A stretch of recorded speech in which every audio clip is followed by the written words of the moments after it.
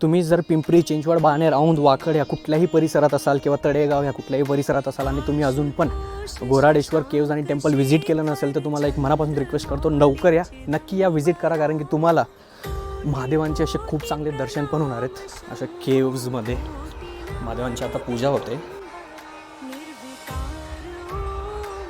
आणि याच्यासोबतच तुम्हाला सनसेट, सनराईज, पुण्यातला one of the best sunset आणि one of the best sunrise त्याचा पण एक्सपिरियन्स करायला भेटणार आहे. टॅग करा तुमच्या मित्रांना आणि त्यांच्यासोबत इथं नक्की या.